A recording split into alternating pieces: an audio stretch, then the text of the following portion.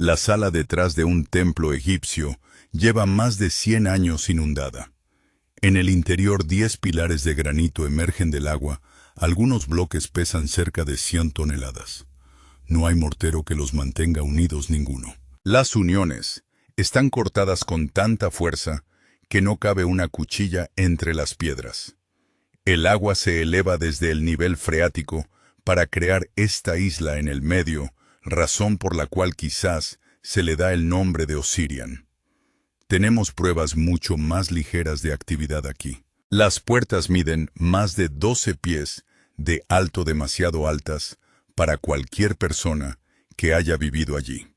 Alguien construyó esto antes de que Egipto tuviera un nombre, y quienesquiera que fueran nada en esta habitación, prueba que fueran humanos en absoluto.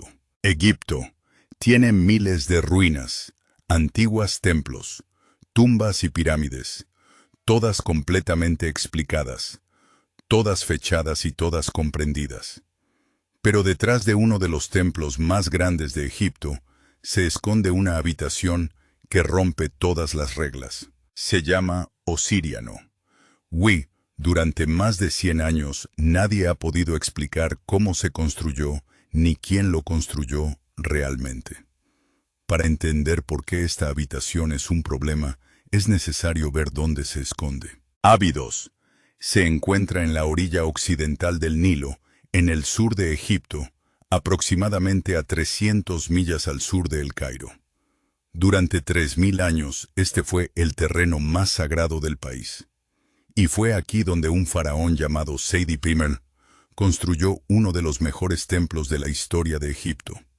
Estaba cubierto de arriba a abajo, con tallas detalladas, y albergaba una famosa lista de reyes egipcios tallada en piedra maciza. Pero caminé detrás de ese templo solo 26 pies hacia atrás y el suelo desciende. Y sentado en ese terreno más bajo está el Osirian. Esto es lo que debería molestarle de inmediato. Los constructores de Seti no construyeron sobre él. Construyeron a su alrededor. La parte posterior de su sien se dobla, se estrecha, se desvía como si ya hubiera algo allí que nadie podía tocar.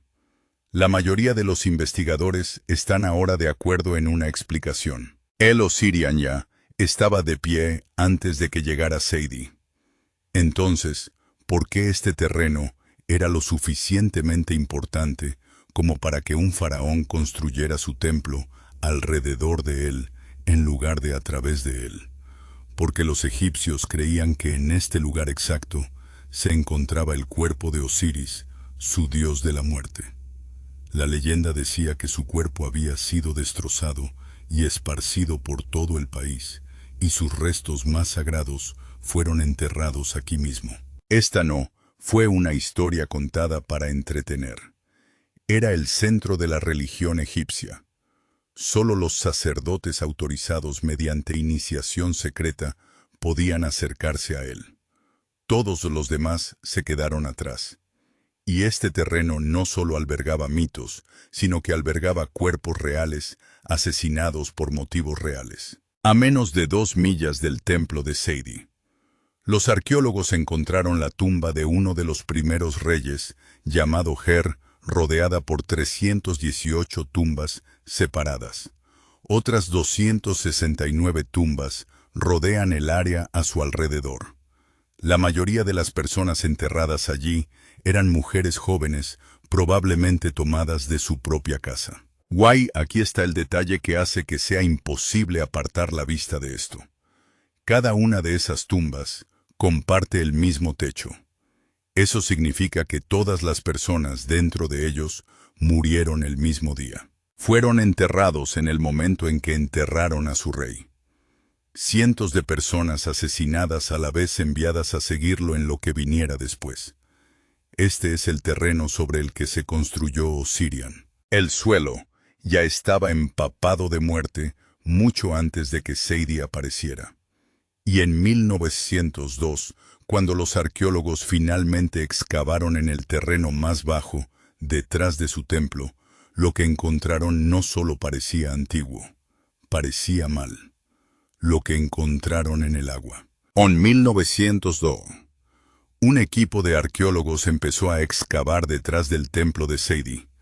La excavación fue dirigida por Edward Navell, que trabaja para el Fondo de Exploración de Egipto. Junto a él estaba Margaret Murray, una investigadora cuidadosa y exhaustiva, que trabajaba bajo la dirección del famoso arqueólogo Flinders Petrie. Ninguno de ellos tenía idea de lo que estaban a punto de encontrar. La entrada era un pasaje de piedra que se adentraba en la tierra a lo largo de 69 metros. Los alejó de los brillantes muros pintados del templo de Seti y los llevó a la oscuridad total. Cuanto más profundizaban, más agua cubría el suelo bajo sus pies. Cuando llegaron abajo, ya no caminaban. Estaban esperando. Esta no fue una excavación normal. Se trataba de un lento avance a través del agua ascendente hasta una cámara que había estado sellada y olvidada durante miles de años. Y entonces sus antorchas lo alcanzaron. 10 enormes pilares tallados en sólido granito rojo surgían del agua en 2 filas rectas, sosteniendo gigantescos bloques de piedra sobre ellos. Algunos de esos bloques pesaban cerca de 100 toneladas. Eso es aproximadamente el peso de 15 elefantes adultos, sostenidos únicamente por piedra en equilibrio sobre piedra. Para poner esto en perspectiva, los bloques más grandes dentro de la cámara más famosa de la Gran Pirámide pesan entre 50 y 80 toneladas. Lo que Navell y Murray estaban mirando era más pesado que cualquier cosa jamás encontrada dentro de la estructura más legendaria de Egipto. Pero el peso ni siquiera fue la parte más preocupante. Estos bloques se ensamblaron sin mortero, pegamento, masilla, nada que los mantuviera unidos, excepto la forma en que fueron cortados. Y estaban cortados con tanta precisión que la hoja de un cuchillo no cabía entre ellos, ni siquiera en las esquinas, ni siquiera después de miles de años bajo el agua. Las superficies eran lisas y pulidas, claramente terminadas con verdadera habilidad y paciencia sin prisas. Esta no fue una estructura construida rápidamente. Esto fue construido por alguien que quería que sobreviviera mucho después de su muerte. He aquí por qué ese detalle les importaba tanto a Navell y Murray en ese momento exacto. Nada de esto coincidía con el aspecto que se suponía que debía tener una estructura de la 19 dinastía. El templo de Seti, a pocos pasos de distancia, estaba cubierto de arriba a abajo, con pintura y tallas, exactamente lo que uno esperaría de esa época. Este espacio no tenía nada de eso. Sin color, sin decoración. Solo piedra fría y silenciosa apilada con un nivel de precisión que parecía completamente fuera de lugar para su época. Y ese desajuste es lo que más los inquietó. La excavación en sí fue brutal. El agua subterránea siguió subiendo alrededor de sus botas todo el tiempo, a veces más rápido de lo que podían limpiarla. Grandes secciones de la estructura inferior permanecieron completamente bajo el agua sin importar cuánto trabajaron. Cada paso adelante significaba más barro, más frío, más piedra que no podían ver ni estudiar, por completo escondida justo debajo de la superficie. Cuando finalmente volvieron a salir, una pregunta lo siguió fuera de esa cámara y nunca se fue. Si esto no se construyó de la misma manera que cualquier otra cosa de la época de Seti, ¿quién lo construyó realmente? ¿Y cuánto tiempo estuvo allí silencioso e inundado antes de que comenzara el reinado de Seti? Esa pregunta resultó ser mucho más difícil de responder de lo que nadie esperaba. Porque una vez que miras de cerca cómo se cortó y colocó realmente este granito, la verdad es simple e inquietante. La piedra. Eso no debería ser posible. El granito utilizado para construir esta estructura no procedía de ningún lugar cercano a Abidos. Fue extraído de canteras en Asuán, a aproximadamente 400 kilómetros de distancia, y de alguna manera transportado toda esa distancia hasta este lugar exacto. Bloques que pesaban hasta 100 toneladas se movieron 400 kilómetros, utilizando métodos que el registro histórico de ese periodo no explica claramente. Eso no es especulación. Se trata de un problema genuino y sin respuesta que se encuentra en el centro de la arqueología egipcia, y se vuelve más extraño cuanto más de cerca miras. La cuestión de cómo los antiguos egipcios lograron tallar el granito de esta manera ha confundido a los expertos desde 1883, cuando el famoso arqueólogo Flinders Petrie la planteó públicamente por primera vez. Se trata de una auténtica laguna documentada en nuestro conocimiento que existe desde hace más de 100 años. Aquí está la evidencia física que mantiene viva la pregunta. Dentro de las canteras de granito del antiguo Egipto, los arqueólogos han encontrado agujeros que son casi perfectamente circulares, sin asperezas. No hay señales de una mano temblorosa. Ese tipo de resultado limpio y suave normalmente solo es posible con una perforación controlada y constante. Sin embargo, las herramientas que se cree que estaban disponibles en ese momento eran simples, cobre y piedra. Esas herramientas no deberían haber sido lo suficientemente fuertes para cortar granito tan limpiamente.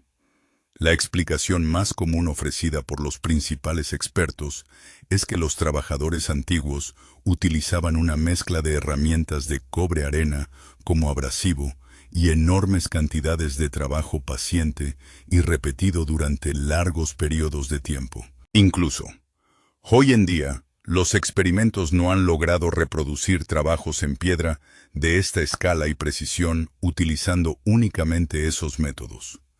Debido a esta brecha, un grupo más pequeño de investigadores, incluido el ingeniero y autor Christopher Dunn, ha propuesto una idea mucho más inquietante. Argumentan que algunas de las obras de piedra talladas con mayor precisión de Egipto no coinciden en absoluto con las capacidades de herramientas de esa época.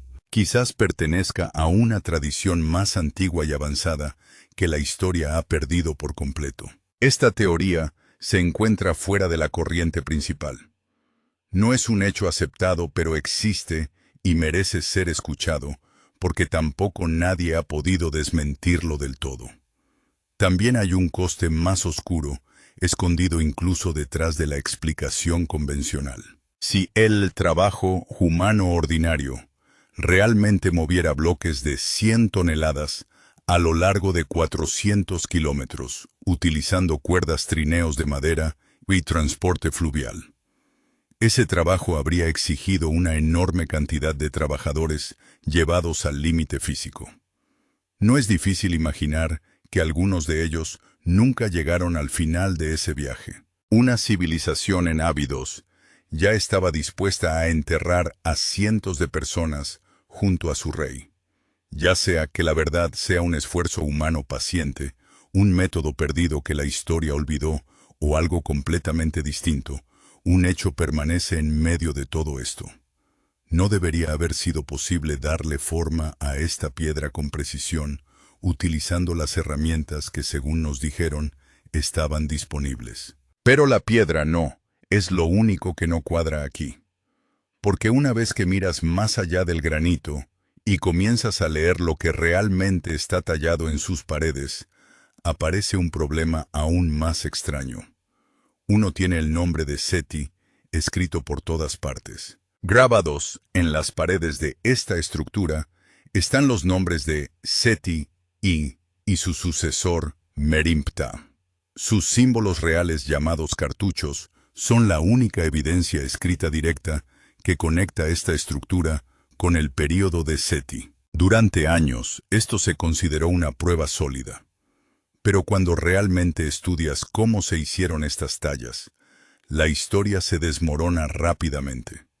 Aquí está el problema. En el antiguo Egipto, cuando un rey construía algo, se planificaban inscripciones en el diseño desde el principio. Las paredes fueron cuidadosamente moldeadas y alisadas, específicamente para contener escritura detallada. Todos los templos de Egipto siguieron este patrón.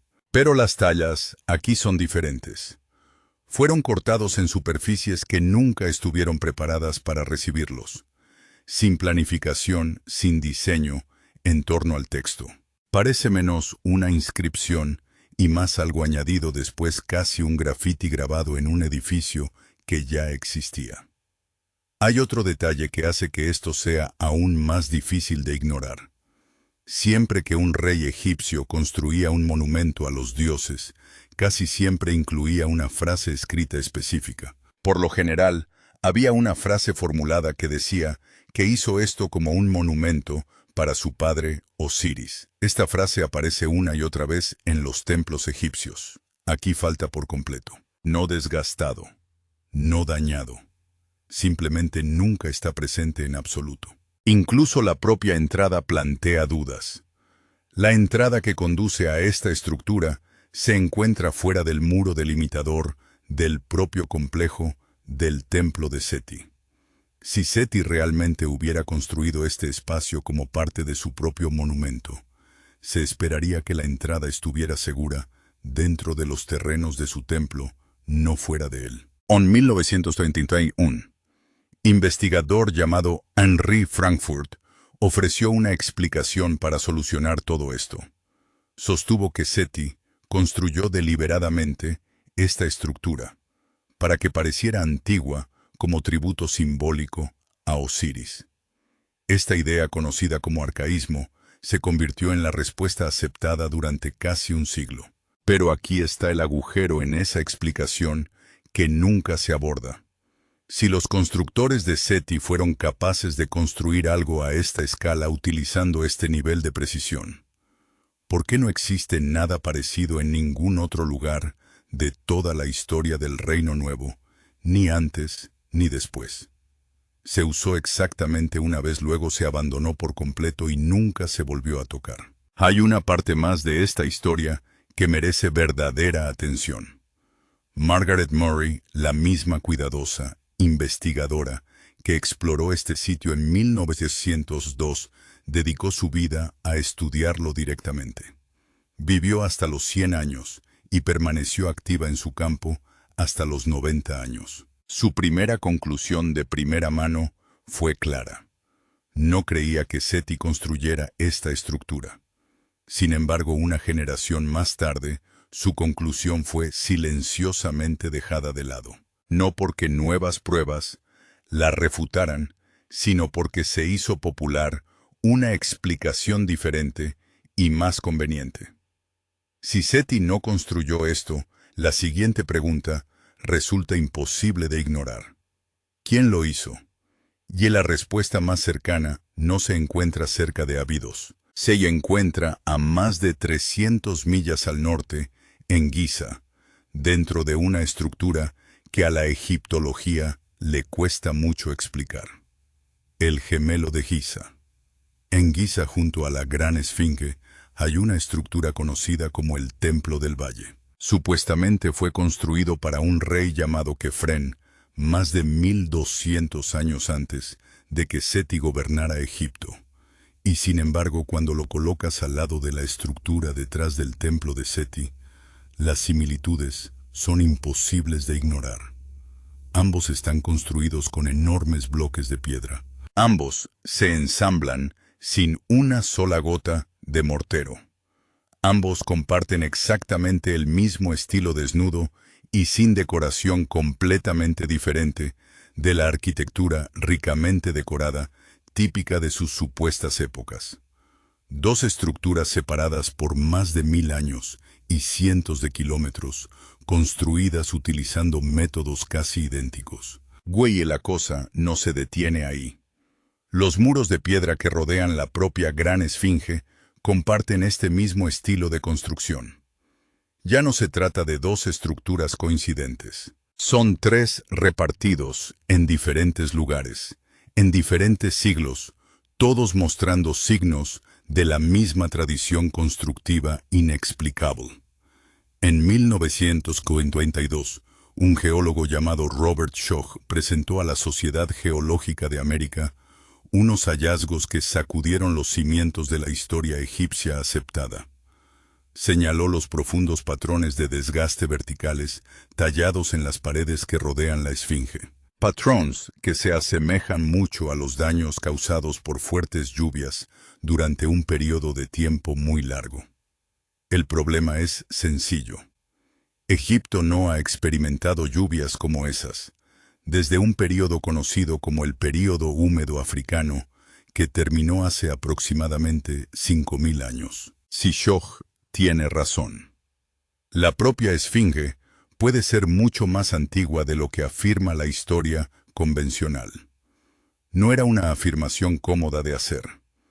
Los investigadores que apoyan públicamente esta teoría se han enfrentado a una verdadera reacción profesional dentro del campo de la egiptología, dañando conversaciones y reputaciones simplemente por afirmar lo que la evidencia física parecía mostrarles. Schoch no fue el único que impulsó estas cuestiones más allá.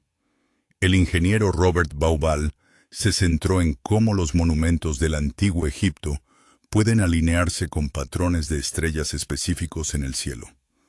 Más tarde, el autor Graham Hancock llevó estas teorías a millones de lectores en todo el mundo, argumentando que todas estas estructuras pueden pertenecer a una tradición más antigua y compartida que la historia dominante nunca ha aceptado plenamente. Para ser justos, la egiptología dominante ha rechazado con fuerza estas ideas. Pero aquí está el verdadero problema que se esconde detrás de ese rechazo. La teoría original que explica la estructura de Seti, la propuesta por Frankfurt allá por 1933, se ha repetido durante casi un siglo. En realidad, nunca se ha reexaminado utilizando herramientas y evidencia modernas. Simplemente ha sido aceptado y transmitido sin cuestionarlo. Junte todo esto y comenzará a formarse un patrón claro. 3 estructuras separadas en diferentes ubicaciones, supuestamente construidas con más de 1000 años de diferencia. Todos fueron hechos usando la misma técnica rara y avanzada que no aparece en ningún otro lugar de la historia de Egipto. Esto no es una coincidencia. Es la huella digital de algo compartido, algo más antiguo, que las generaciones posteriores heredaron sin comprenderlo del todo, y finalmente se perdieron. Ese patrón compartido plantea una última e inquietante pregunta. Porque si realmente entras en estas cámaras y las comparas con un cuerpo humano normal, no solo parecen antiguas, no parecen haber sido construidos para nosotros en absoluto. Construido para otra cosa. Dentro de esta estructura, los espacios libres de las puertas se elevan a más de 12 pies. Ese número puede parecer pequeño por sí solo, pero si lo colocamos junto a una puerta normal, la diferencia se vuelve imposible de ignorar. La mayoría de las puertas que se encuentran en los templos egipcios de esta época se encuentran a una altura claramente construida para un cuerpo humano promedio. Este va mucho más allá, más del doble de lo que una persona realmente necesita para caminar cómodamente. Y esto no se limita a una sola puerta. Los pasillos, a lo largo de toda esta estructura, son más anchos de lo necesario para el tránsito peatonal normal. Los techos son mucho más altos de lo que requiere el uso práctico. Los pilares se extienden hacia arriba a una escala que va más allá de cualquier otra construcción construida en Egipto durante este periodo. Los templos egipcios, a menudo, se construían a gran escala simbólica con el propósito de representar el poder y la gloria de los dioses, más que el confort humano práctico. Esto es cierto y merece decirse claramente. Pero aquí es donde esa explicación comienza a desmoronarse. Este tipo de escala simbólica de gran tamaño generalmente se aplicaba a las partes exteriores de un templo orientadas al público, las partes destinadas a impresionar a visitantes y fieles. Los espacios de trabajo internos privados dentro de la mayoría de los templos, están adaptados a proporciones humanas normales.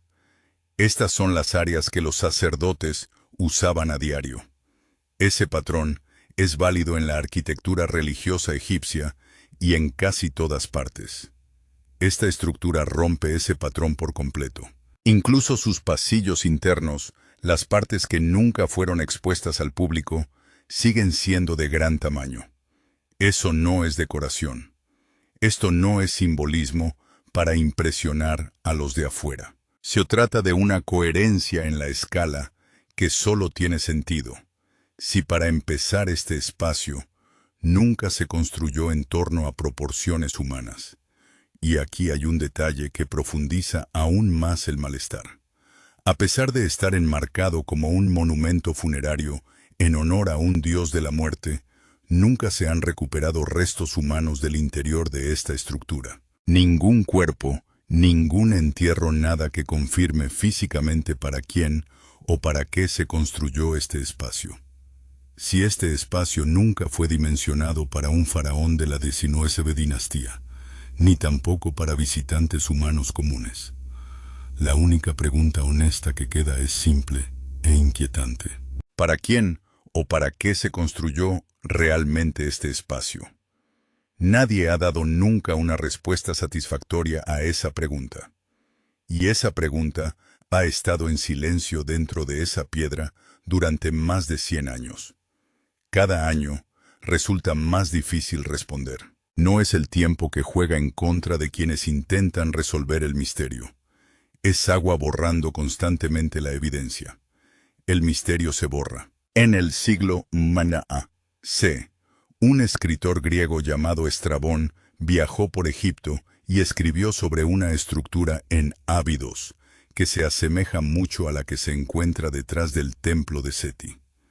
Esto es importante porque Estrabón ya estaba describiendo el monumento más de 1000 años después de que terminara el reinado de Seti. En cambio lo describió como un monumento que ya era antiguo cuando lo vio. Piensa en lo que eso realmente significa. Los antiguos viajeros griegos ya llamaban a esta estructura vieja, misteriosa e inexplicable más de 1000 años antes de que los arqueólogos modernos pusieran un pie cerca de ella. Este misterio ha sobrevivido a la curiosidad de 2 civilizaciones enteras, y a día de hoy sigue sin resolverse.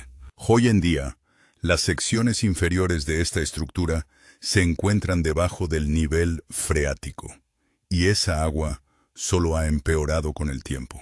Después de la finalización de la presa de Asuán, los niveles de agua subterránea en toda esta región aumentaron drásticamente, empujando aún más agua hacia un espacio que ya estaba parcialmente inundado.